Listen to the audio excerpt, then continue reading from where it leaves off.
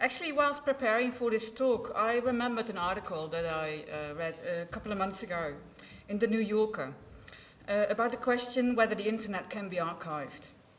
It started actually with the case of the Malaysian Airlines flight crash in the Ukraine. Probably still remember that, in June 2014.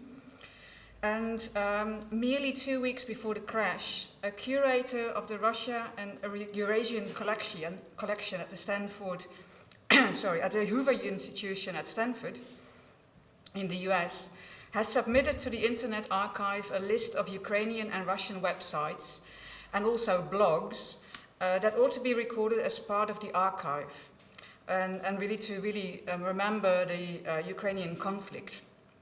And so they did. And luckily, I have to say as well, because that way they intercepted and recorded a screenshot of a VK contact. It's a social network. It's a post by Strelkov, a field commander in Slavyansk, about putting down a plane. Within 2.5 hours, though, that tweet was deleted. Oh, well, it wasn't a tweet, but similar to a tweet, and edited out. However, though, the Internet Archive did indeed capture that post, so there is an evidence of the original claim in the Wayback Machine. Now, that's not saying that it's necessarily easy to find it. I actually tried tracing it while preparing for this talk, and I couldn't really trace it. It was a lot easier to just Google it, and it's like, oh yeah, got it here, there we go. Anyway, it's a very good example of what a large institute can do. And however, though, in most cases, it's less favorable. So in my talk now, I will talk about 3 different ways, in a way, of capturing online cultures. I will talk about larger institutes, like the Wayback Machine, and I will talk about more amateur examples, and I will talk about oral cultures.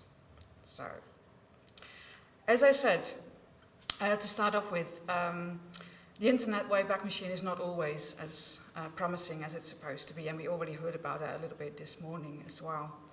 Now, what you see here is a project by Igor Strohmeyer, Expunction. In 2011, he started to delete most of his online works.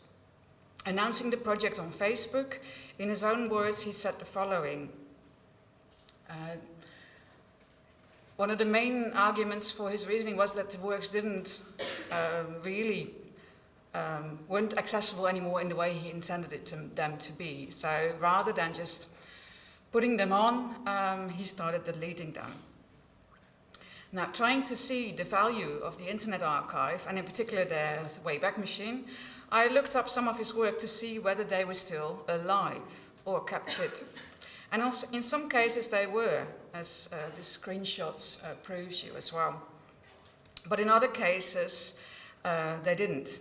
Some time ago, I have to say, the Internet Archive started using a system based on Memento, it's called, it's a software, which was initially developed by Herbert van der Sompel and Rob Sanderson and made into a workable interface by Ilya Kramer.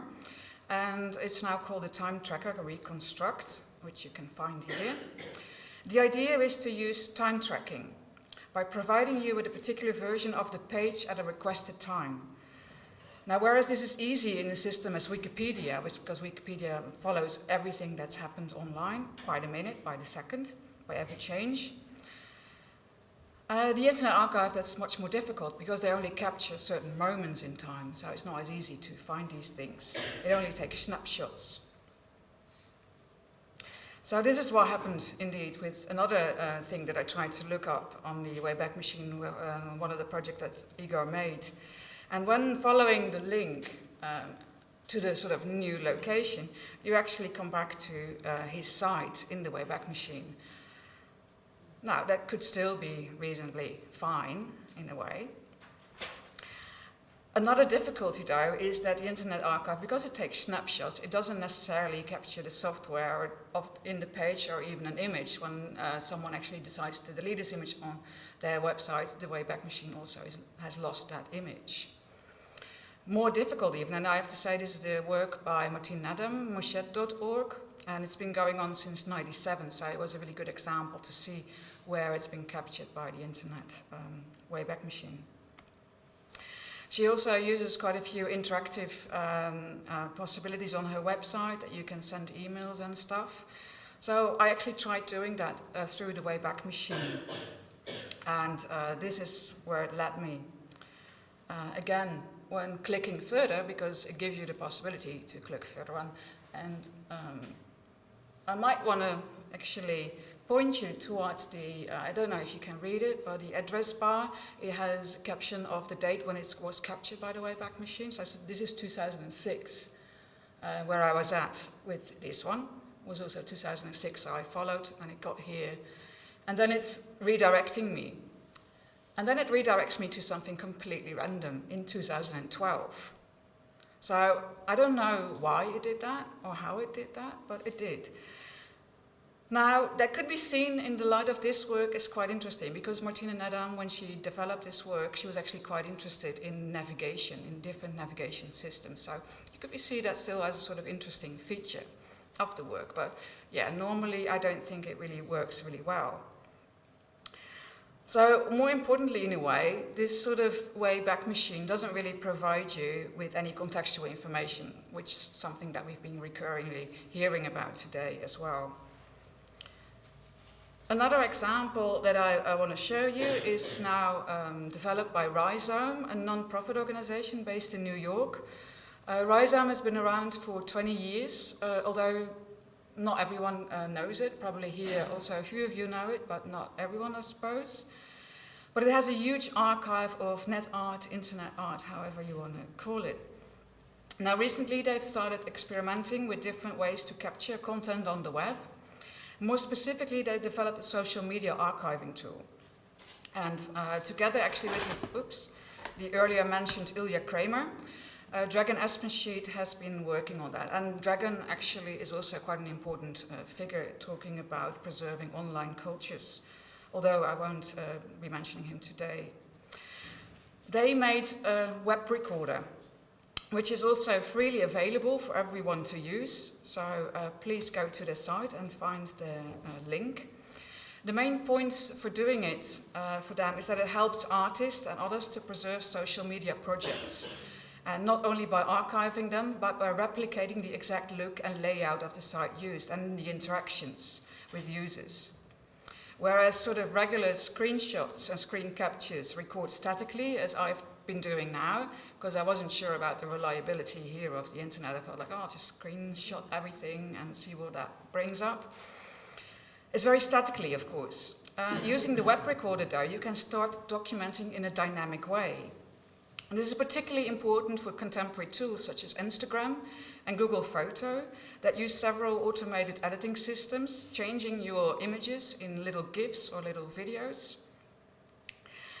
And so I wanted to show you the example of how they use this recording system by showing you the example which they used on Amelia Ullman, an artist that did a performative action event on Instagram called Excellences and Performances, as you can see here.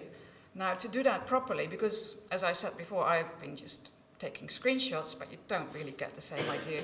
This is Amelia's current Instagram profile, and this was the one that they actually used while recording it.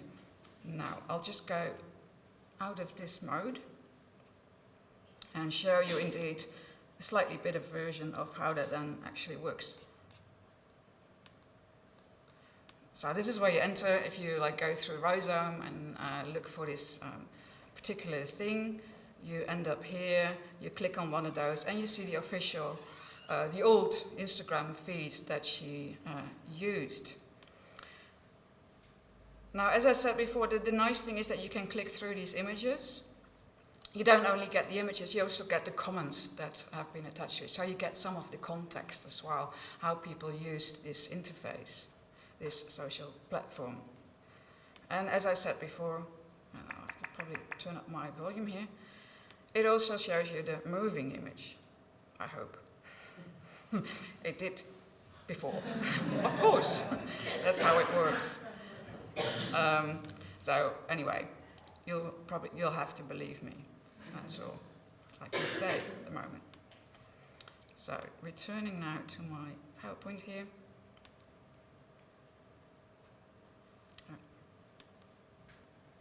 oh yeah, I know why it doesn't work, because I used Tor, which is not the best example always to use in these cases. So, going back here.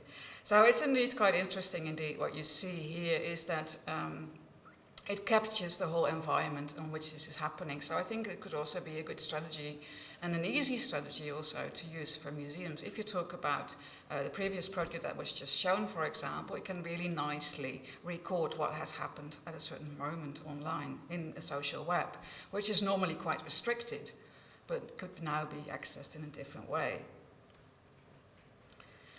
Now here I have a quote of Christiane Pohl that indeed also really refers to that importance of the context, of capturing context. How do you do that, and why is that really important? Now I have to say, although the web recorder is a really good tool to indeed record and document the representation that we talked about this morning indeed, it doesn't really capture the code of it, the underlying code.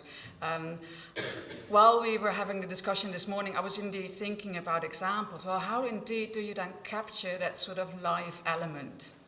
How the network really functions, how can you capture that? And I haven't really come up with a good example, I have to say, so I'll be looking for that in the next week. What is mostly happening now is that you capture the look and feel of something, and some of the interactions, but not really the action as such. Another example, and now I'm going more to sort of what I call a very disrespectful amateur projects, because I don't think they're very amateur at all. They're very professional, but they're non-institutional, and that's probably a better word for using it. This is an initiative, the net.art database. It's initiated by Constant Dullard and Robert Sikowski. And what they did a couple of years ago, because they were really keen on trying indeed to capture that sort of experience of how do you actually watch these works online. So they've set up this website, and they're asking people to film both themselves at the same time doing a screen capture of what they do. So you have these two different views. On the one hand, on the left-hand side in this case, and on the top one, you see what the people are doing online. And in the other shot, you see someone actually how they are sitting at their desk or wherever, and see how they actually, what their environment looks like. So it's indeed a way of capturing that context, that experience of how do people view online, how do they view these works. And another example that I want to bring up, because we already started talking about networks in a way, and how networks come into being.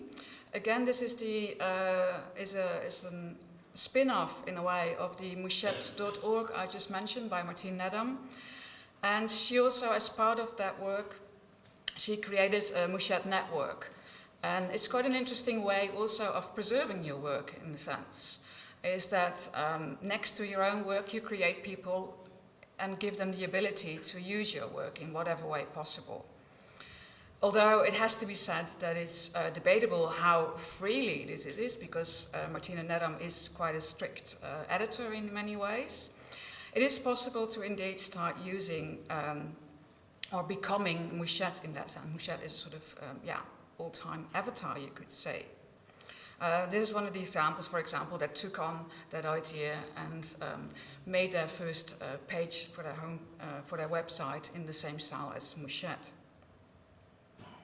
So creating a network around or as part of your work is a very good way also of preserving your work.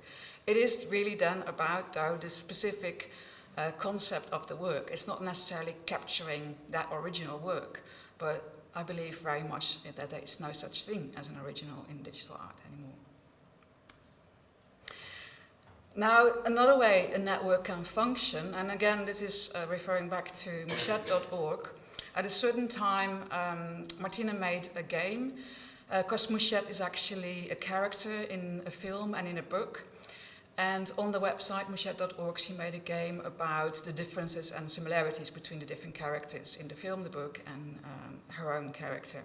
Or it was only the film and her own character, Mouchet. Now, the deceased director of the film couldn't really respond anymore, but his widow did with a cease and desist letter, really claiming, well, you have to take off this reference because I don't want your website to be affiliated at all with my husband's late movie. So she did, because she really felt forced into that. However, though, interestingly enough, the story came out and a lot of other organizations started coming up with, okay, we'll copy that part of the website, that part of the game, and host it in our own domain name. So here is, for example, it got communicated through net.art, a very important emailing list back in the days, and still, I think. So to me, this is a sort of new way, indeed, again, of preserving. It's you create networks of people that take care of your work. And here is one of the instances, for example, where you can still access that game as well. So this is an action that I've been calling sort of network of care, where people, organizations gather around something and start copying it, start preserving it in different ways, distributing it, copying it.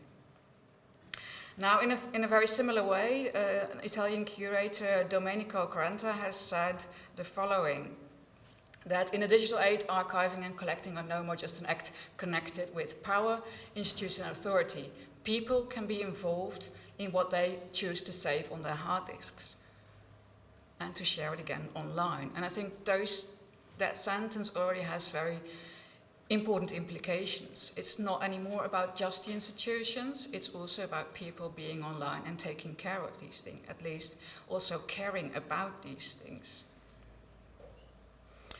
Moreover, and more than just collaborating with museums, I think people's archives and collections alone are already worthwhile and likely just as valuable in the future as a museum's digital collection.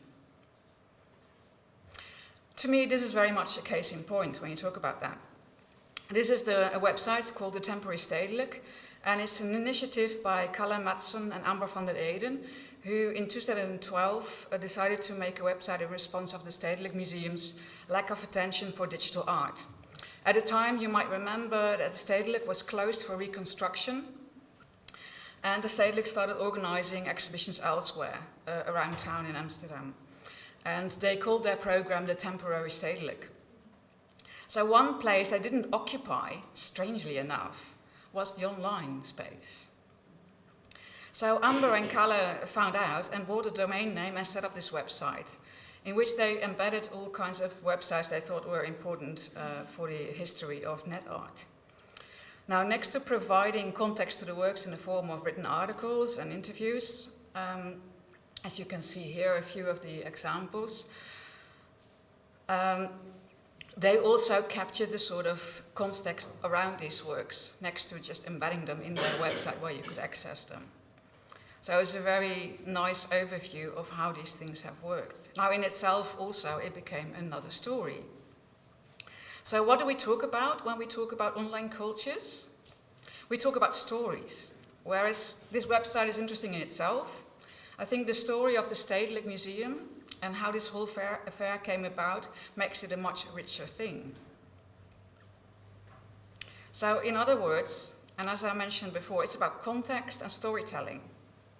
And most of the storytelling takes place and took place from the beginning online on the internet through BBS systems, IRC chats, email lists, and many, albeit not all, are still easily available.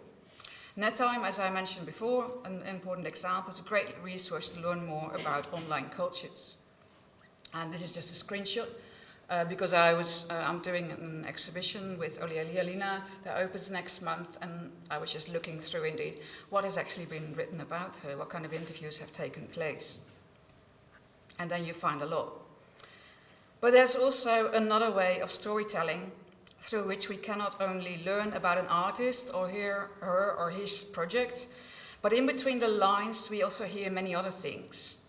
And that really came to me indeed when looking at this recent video from a presentation by Constant Dullet at the 3C conference in Berlin. And I'll just show you before I say much more, because then hopefully it will become quite clear what I mean here. And I have 5 minutes, so yeah, it should work.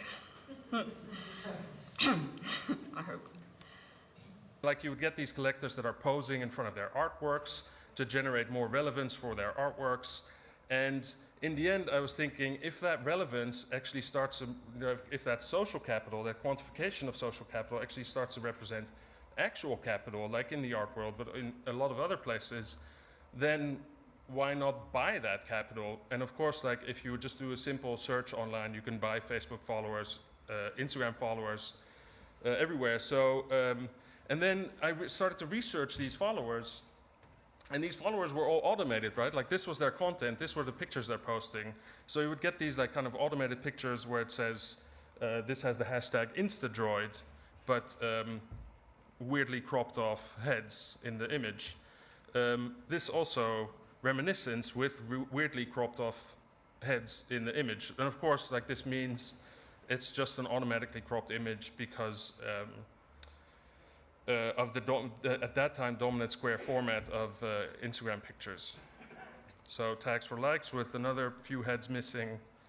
Marathon, I never knew you could do a marathon with a snowboard, but whatever. So this is all like generated, right? So, and then you even have the bios. The bios are ripped from other people and then manipulated. So maybe a lot of you people would know this already, but I thought it was really like genuinely awesome poetry or found poetry where this is Jonalan, and Jonalan says, Smiley, I'll prove to the world that I would ecom some hin important to thy Ned someday. So I think that's, and Darset says, I love so much us de neighbor.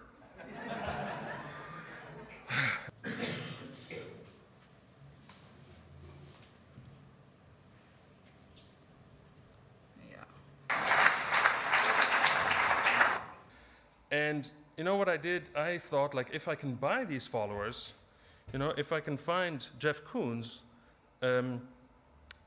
why not actually inject some capital into these people and inject some social capital? And I decided to buy 2.5 million Instagram followers because I had a budget from some institution, and I donated these followers to all these artists, right? Because if these artists want to kind of compare lengths of their dicks to like follower numbers, then why not make them all as equal? So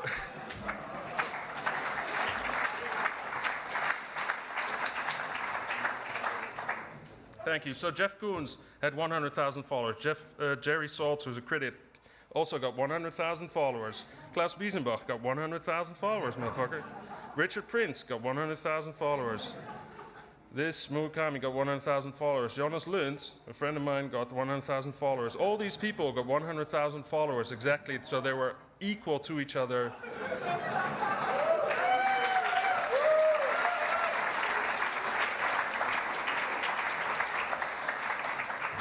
So basically, I became the Lenin of social media, right?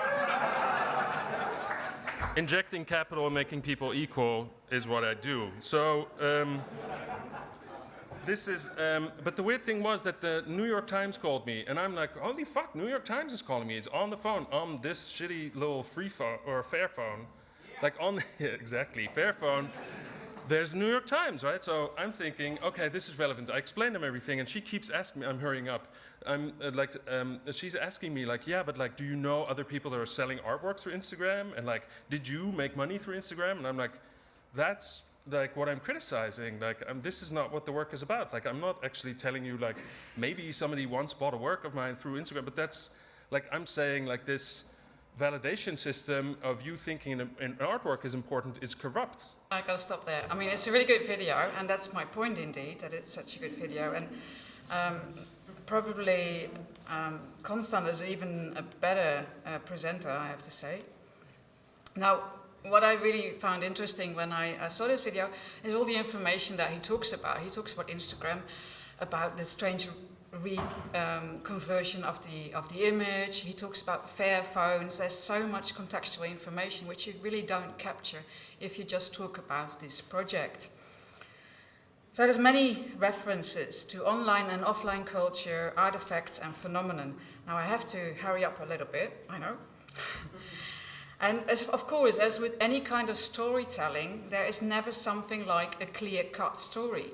And one of the earlier examples that I really like, that shows this very brightly, is this email from Alex Shulgin that was posted on the earlier mentioned emailing list, NetTime, in 1997.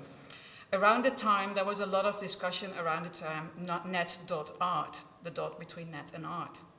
In a sort of attempt to sort of clarify the origin of the term, the story only becomes more of a myth. Now, why do I say this? Because I think it's really interesting to see how storytelling is used as a method as well as a practice. And also as something to, how to preserve online culture is through memory, where gaps and fragments exist and not real truths. Another example, a more contemporary one, is by Erica Scorti. It's her book, The Outage. It's a ghostwritten memoir, which is fully based on her online presence and through photos, videos, Facebook and Twitter accounts, her history and online identity unfolds. So to conclude, the preservation or collecting of online cultures requires a new understanding of the archive or of objects. It's really the question, do we still talk about things in such a way? Can we understand them as living environments that can adapt to the flexible requirements of the mutable work it contains? Now, such recontextualization requires new modes, models and criteria for documenting and preserving the process and the instability of works that are often created by multiple authors and constantly develop. Now, in this presentation, I've shown some examples to preserve online cultures through very simple screenshots, as I've done for this presentation, to more advanced methods like the Wayback Machine or Rhizome's web recorder, to more amateur examples from networks of care to video captures of different states and environments, to copying sites through memories captured in oral and written forms, which, as I said before, are inherently fragmentary and consist of multiple voices. And this is only a glimpse of the possibilities out there. Importantly, I think the one example is not necessarily better than the other. It's through the diversity and multiplicity of methods that culture exists and survives, and that we will come to understand what it really is, what we talk about when we talk about online cultures. Thank you.